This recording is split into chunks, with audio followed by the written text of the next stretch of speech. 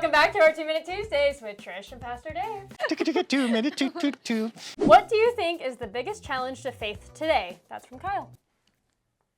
That's a big question. Short question, Wow. but big question. Yeah, I was expecting more like elaboration or whether it's just like, oh, boom, that fastball went right over the park. Biggest challenge to faith today.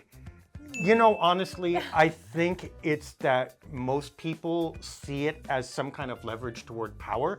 They want to use it in a way and define it in a way that just expresses their own belief. And granted, your own belief, your own perception is part of faith. Just like when you have a relationship with someone, they are a part of this relationship. God has a relationship with us that way. If we are in a friendship, you matter, I matter, we both matter, right? Mm-hmm. God says the same thing to us.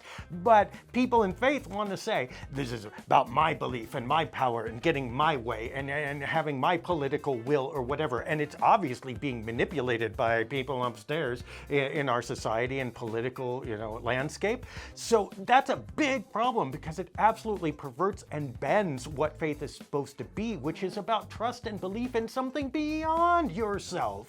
And when people use it that way and other people accept that it's used that way because it goes their way or they get to manipulate it, it just breaks the whole system. It's an abusive relationship where I say, well, we're in a friendship, but this friendship is all about me. That's not what faith is about, not what God is about. And having to unlearn people that is a huge challenge. Unlearn people that. Yeah, I mean, I get my English fails at the end. But that's okay. We do a lot of unlearning around here, and it takes 90% of our time unlearning the crap that we've learned before we can actually begin to be open to what it really is. Absolutely. All right, well, thanks for that loaded question. Sure. I mean, it took me a second. Well, thanks, Kyle. Just get right to the point. Moment of silence there. Hey, Kyle, how you doing? All right, well, Anyway. if you have more loaded questions, we have an if email. you want to spend more than 10 words on your question, Kyle, you can send them to pastor@sov-id.org, which I think Kyle did. Yes, and we have all these social medias you can also find us at and send us questions at SOV Boise. All right, we will see you next week for our next video. Bye. Bye.